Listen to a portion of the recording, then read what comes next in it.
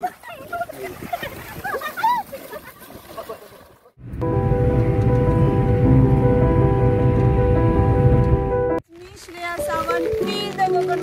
सर्वांचं स्वागत करते।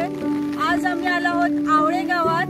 आवळे गाव आमच्या मामांचं गाव आणि आवळे गावात खूप साऱ्या गमती जमती मी तुम्हाला या व्हिडिओत दाखवणार आहे। आता आम्ही जात आहोत नदीकडे आणि हा व्ह्यू इतका म्हणजे पॉवरफुल आहे ना की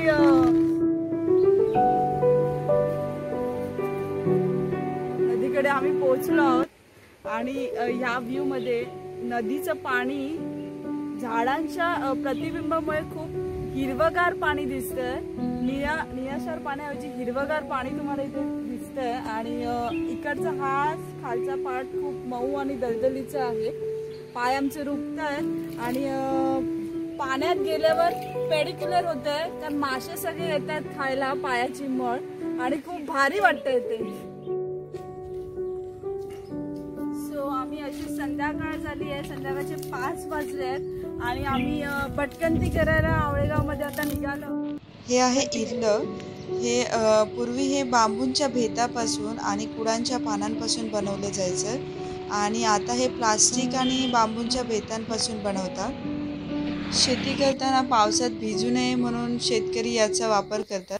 तुम्ही दिसतंय का तुम्हाला पाठीमागे भात शेतीची कामं चालू आहेत आणि सगळ्यांना आता पाऊस सुद्धा येणार आहे। सो आम्ही पटापटा वॉकला निघालो। चला तुम्ही सुद्धा आमच्या बरोबर फास्ट फास्ट।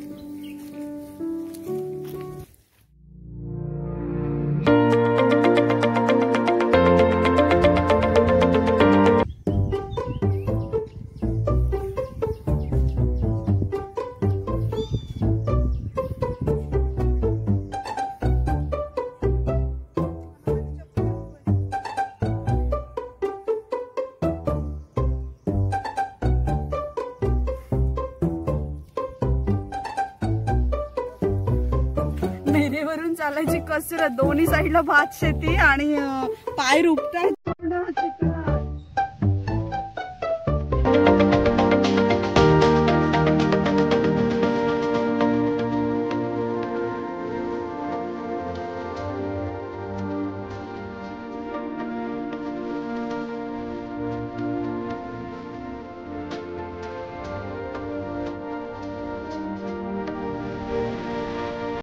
आम्हाला लांबूनच जोताने नांगरणी चालवताना दिसली। मग आम्ही पळत पळत तिथे पोहोचलो।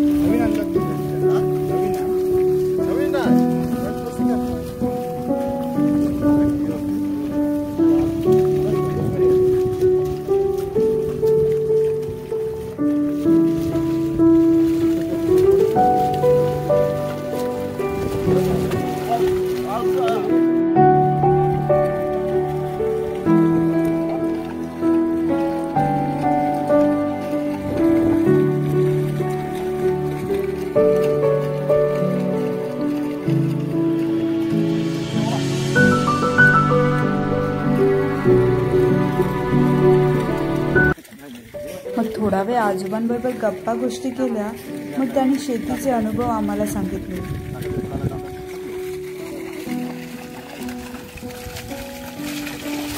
ते सांगत होते जो तोडताना हे बैल खूप मस्ती करतायत।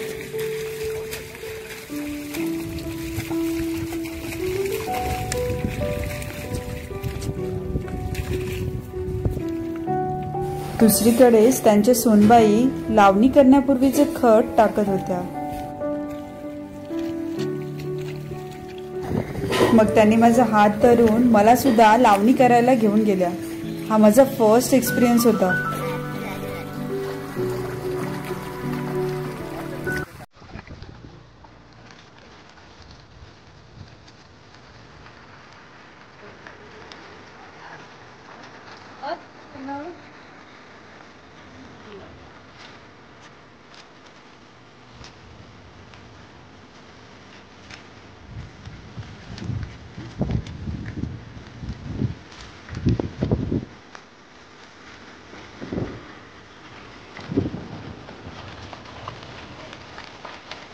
याला म्हणतात गुटा। यावर शेतकरी उभा राहून नांगरलेली जमीन सपाट केली जाते।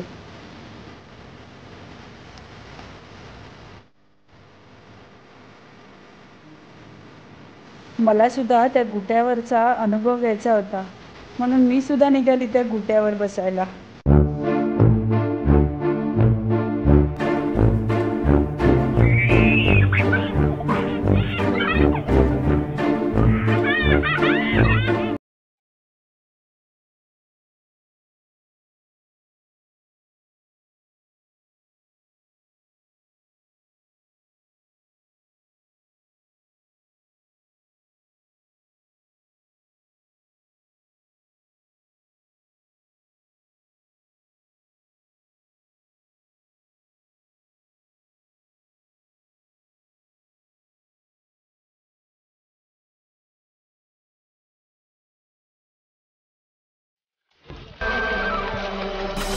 आभाळ फिरून येईल ढगदाटून येतील ग मनातल्या हुंदक्याचा डोळ भरला पाण्याचा रंग कोणता घेऊन सांग मातीला.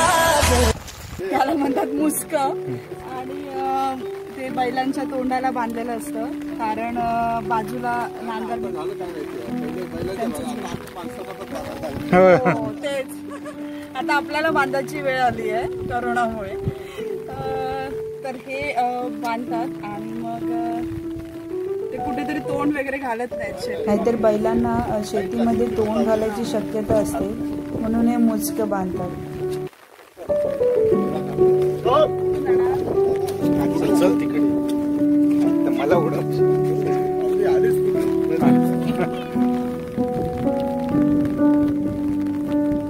आता हे बैल निघालेत चरायला. एवढा वेळ कष्टाचं काम केलंय त्यांनी, आता थोडा वेळ आराम करतील.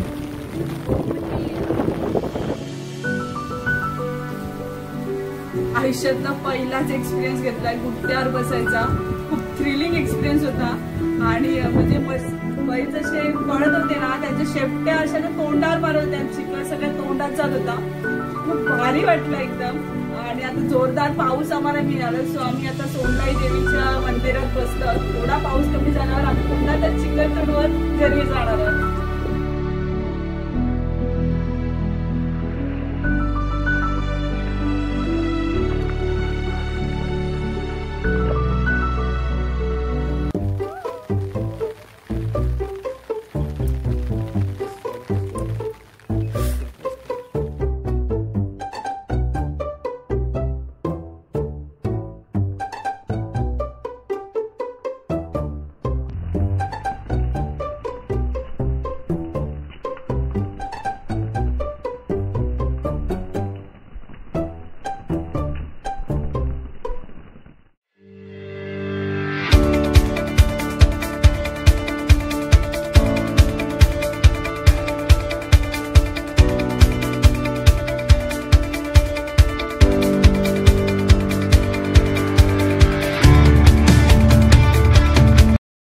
मी इथे बसले, याला काय म्हणतात नेमकं माहिती नाही, पण जेव्हा राखणे लोक गुरांना चरायला सोडतात तेव्हा ते यामध्ये येऊन बसतात आणि मग गुरे आरामात चरतात वगैरे.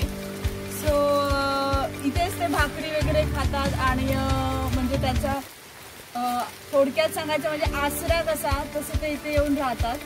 सो मी पण आता बसते, कारण मला येताना खूप जोरदार पाऊस मिळाला. सो आम्ही इथे थोडा वेळ होल्ड केलाय. माहित नाही किती स्ट्रॉंग आहे, बट 2-3 माणसं आरामात कम्फर्टेबल इथे बसू शकतील. फायनली आम्ही संध्याकाळचा फेरफटका मारून घरी परतलो. विहिरीवरच हातपाय धुतले.